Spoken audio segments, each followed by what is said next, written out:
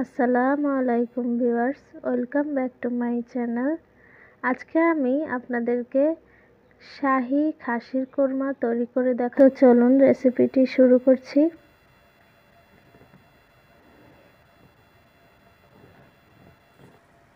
এখানে আমি 1.5 কেজি পরিমাণ খাসির মাংস নিয়েছি। এখন আমি সম্পূর্ণ উপাদান দিয়ে দিচ্ছি। লবণ দিয়ে দিচ্ছি পরিমাণ মতো, দিয়ে দিব আদা বাটা। এখানে জিরার গুঁড়ো দিয়ে দিচ্ছি 1 টেবিল চামচ, আদা বাটা 1 টেবিল চামচ, রসুন বাটা 1 টেবিল চামচ, পেঁয়াজ বাটাও দিয়েছি এখানে 2 চা চামচ। এখানে 1 কাপ দিয়ে দিলাম টক দই, লেবুর রস দিয়ে দিচ্ছি 2 চা চামচ। এখন আমি ভালোভাবে এগুলো মেখে নিব। ম্যারিনেট করে আমি 1 ঘন্টার জন্য রেখে দিচ্ছি। চুলায় ফ্রাই প্যান দিয়ে দিলাম। এখন আমি পরিমাণ মতো সয়াবিন তেল দিয়ে দিচ্ছি। তেজপাতা, লং, এলাচ, দারচিনি সব দিয়ে দিলাম। পেঁয়াজ কুচি দিয়ে দিচ্ছি 1 কাপ পরিমাণ। ভালো করে এগুলো ভেজে নিব। দিয়ে দিলাম গোলমরিচ গুঁড়ো,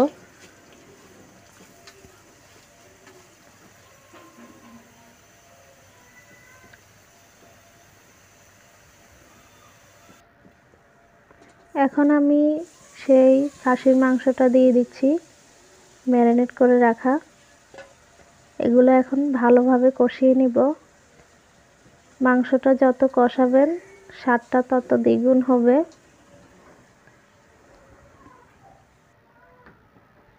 তো আমি 10-15 মিনিট কষিয়ে নিলাম। দেখতে পাচ্ছেন অনেকটাই পানি এসেছে। এখানে আমি ধনিয়া গুঁড়ো দিয়ে দিলাম,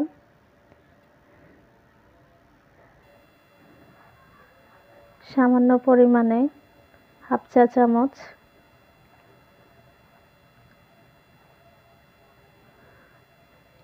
ভালোভাবে নেড়ে চেড়ে রেখে দেব। আরও কিছুক্ষণ এভাবে কষিয়ে নিব। দেখতে পাচ্ছেন অনেকটাই পানি শুকিয়ে এসেছে।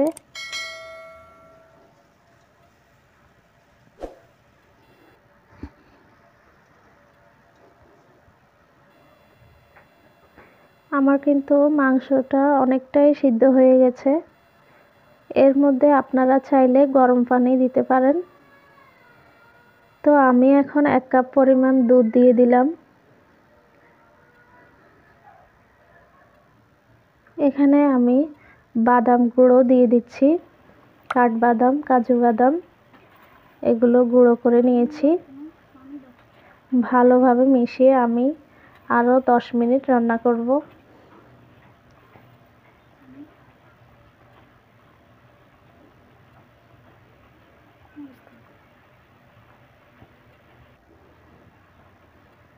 এখানে আমি গোটা মরিচ দিয়ে দিচ্ছি ফ্লেভার হওয়ার জন্য। তো আমি স্বাদটা দেখে লবণ দিয়ে দিলাম স্বাদ মতো। আপনারা এখানে চাইলে চিনি অ্যাড করতে পারেন, আমি এখানে দিলাম না। তো এখন আমি শাহী ফ্লেভার আসার জন্য ঘি দিয়ে দিলাম 2 চা চামচ। রান্নাটা আমার প্রায় শেষের পর্যায়ে। দেখতেই পাচ্ছেন অনেকটাই পানি বের হয়ে এসেছে।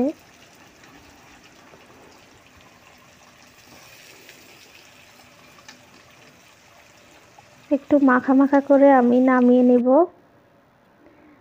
এই যে দেখুন হয়ে গেছে। আমি পরিবেশনের জন্য নিয়ে আসলাম। মাংসটা কতটা লোভনীয় হয়েছে দেখতেই পাচ্ছেন। একদম পারফেক্ট হয়েছে। তো আমার চ্যানেলটা অবশ্যই সাবস্ক্রাইব করবেন আর আমার পাশেই থাকবেন। আল্লাহ হাফেজ।